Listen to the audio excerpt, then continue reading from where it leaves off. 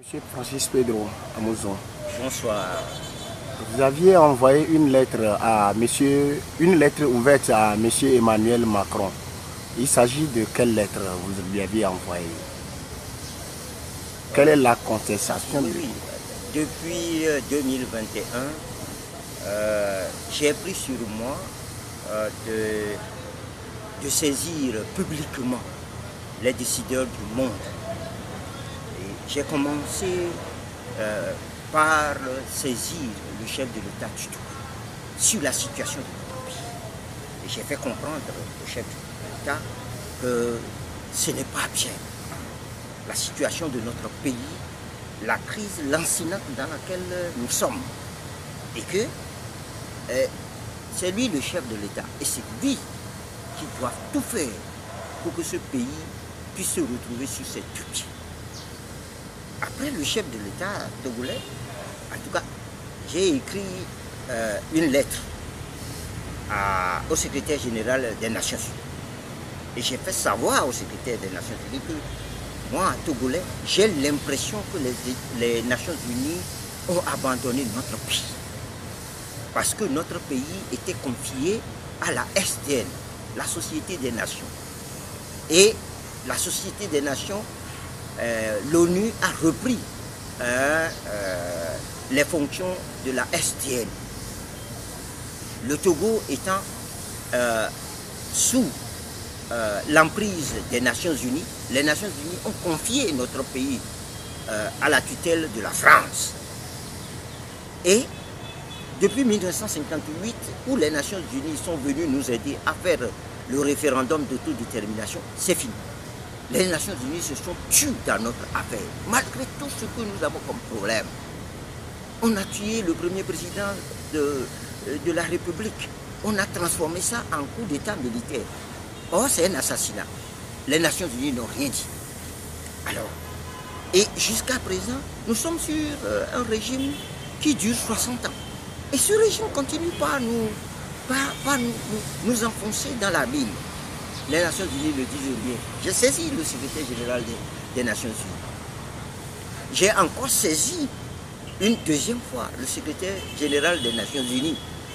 Et je m'étonnais dans cette lettre ouverte que depuis que je l'ai saisi, eh ben, rien. Ils n'ont rien fait. Et le Togo s'est lancé encore dans la préparation des élections. Et je ne doute pas que les observateurs des Nations Unies viendraient ici pour dire, en dehors de quelques incidents mineurs, que le scrutin était bon. J'ai parlé du découpage électoral, j'ai parlé du recensement. J'ai également écrit une lettre ouverte au président américain, M. Joe Biden, au moment où les Américains, ou bien l'Amérique, les États-Unis, voulaient organiser un sommet États-Unis-Afrique. Je me suis étonné que les États-Unis, eux non plus, ne s'intéressent pas à notre pays ou bien font des affaires dans notre pays, c'est tout. Alors, j'ai continué et hier, j'ai dû écrire une lettre ouverte à M. Macron. Et j'ai mis le doigt là où ça fait mal le plus. J'ai dit dans cette lettre-là que l'assassinat du premier président, si on peut considérer que c'est une mère togolaise qui a lâchement tiré et tué le président, eh bien, il n'en demeure pas moins que derrière cette action, l'intelligence qui a conduit à cette action, cette intelligence-là est française. Et que je demandais à la France qu'elle a le devoir moral de faire en sorte que la crise que vit le Togo, que cette crise-là, elle puisse nous aider à régler cette crise-là en ne soutenant plus un régime dictatorial qui nous embastille tout le temps. On ne peut pas faire des élections propres dans ce pays. On annonce des résultats truqués. Et bon, les Français, les autres puissances là, Non, il s'en accommode. Moi, je ne suis plus prêt à faire les choses. J'ai dit dans cette lettre que je mesure très bien les risques que j'encours. Parce que ce n'est pas facile de saisir les sommités du monde et ne pas encourir. Je sais que dans mon pays, les gens vont voir ça d'un mauvais œil. Mais moi, je m'en fous. Je suis citoyen togolais. Je veux le bien pour mon pays et le bien pour tout le monde, sans exception. Donc, je fais ma part en tant que citoyen. C'est l'objet de mes lettres ouvertes que j'écris à des sommités du monde. Et je ne crois pas m'arrêter à M. Emmanuel Macron seul. Je vais continuer tant que mes idées m'amèneront à le faire. Je le fais pour mon pays. Je n'entends pas tirer un profit. Non, le profit que j'entends tirer, c'est que ce pays se retrouve et que les Togolais, du nord au sud, de l'est à l'ouest, se reconnaissent vraiment frères et sœurs et qu'ils soient capables d'amour au lieu de la haine. C'est mon esprit. Je suis dans cet esprit-là et je m'en fous de ce qui peut m'arriver après. Tant que c'est pour mon pays, je ne cesserai jamais. Tant que j'aurai la force de le faire, je continuerai par le faire. Monsieur Pedro, vous envoyez ces lettres à ces sommités du monde. Est-ce qu'ils reçoivent ces lettres que vous leur avez envoyées? Au fait, la question que vous me posez, beaucoup de gens me l'ont déjà posée. Vous me dites, est-ce que vous leur envoyez directement la lettre?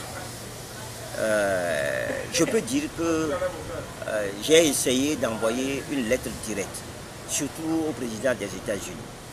Je n'ai pas eu de réponse, mais moi, je sais que le monde aujourd'hui est devenu un village planétaire et tout ce qui se trouve sur les réseaux sociaux, tout le monde peut l'avoir.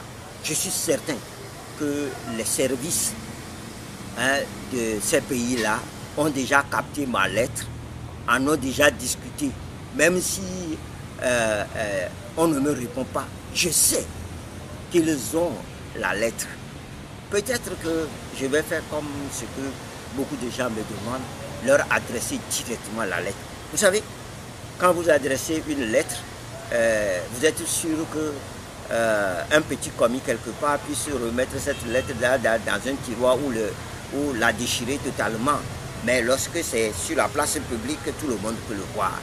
Et je suis certain que les services de renseignement, ils sont là pour ça. Ils vont transmettre. Même si je n'ai pas de réponse, je sais que ces sommités-là ont déjà eu mes lettres. Et celle de Macron, c'est pas trop tard? Vous n'aviez pas envoyé tant que M. Macron recevait le président Faure Gnassingbé? Vous savez, quand vous êtes dans l'action, vous pensez pour votre pays, vous ne faites pas les choses pour dire « Ah, voici le moment ». Non, tous les moments sont bons. Tous les moments sont bons pour le faire. J'ai cru que l'entrevue du chef de l'État togolais avec le président français, peut-être que ça peut amener quelque chose. Hein? Je suis naïf, hein, je pense comme ça, et je sais, bon, disons que je ne suis pas naïf, je sais qu'à ces rencontres-là, ce n'est pas le peuple togolais qui est mis devant, mais ce sont des relations, bon, je le sais.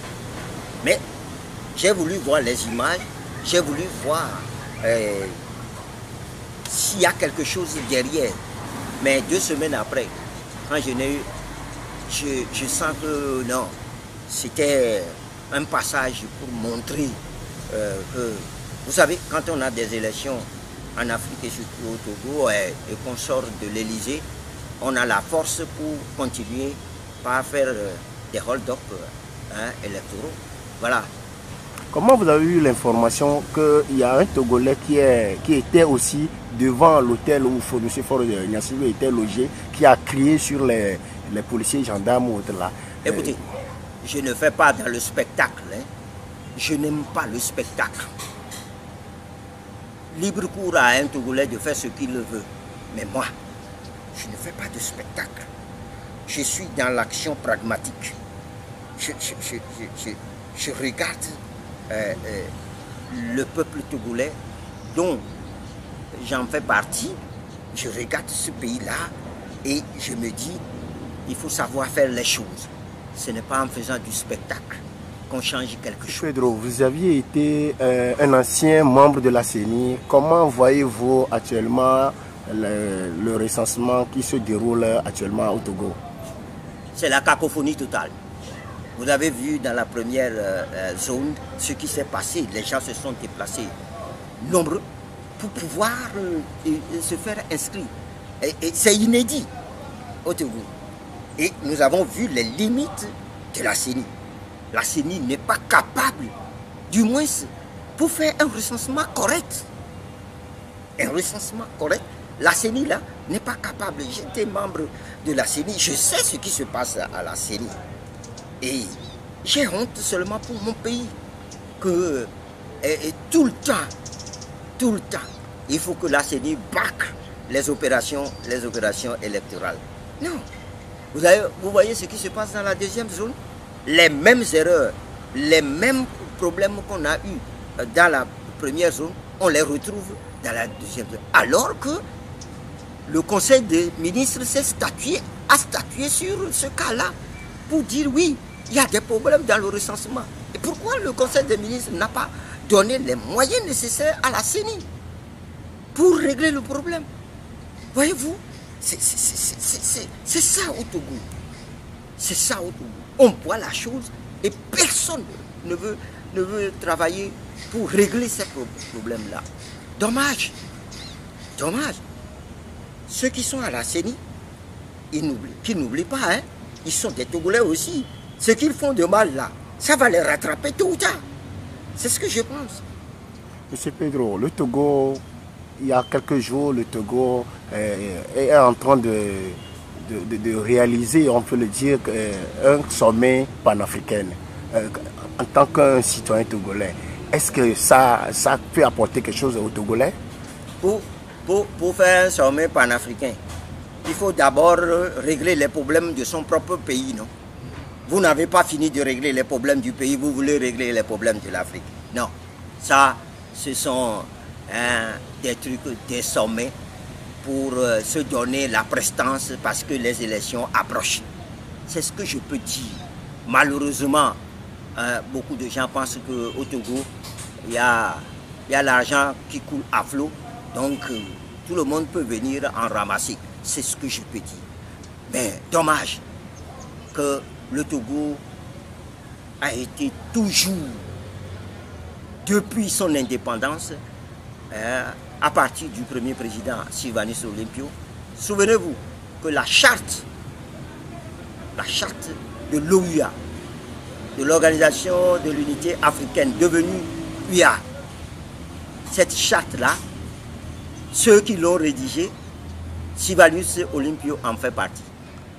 Et il devait remettre sa copie, ou bien il devait voir sa copie avec le président libérien William Tubman, quand le dimanche 13 janvier, il a été abattu au petit matin.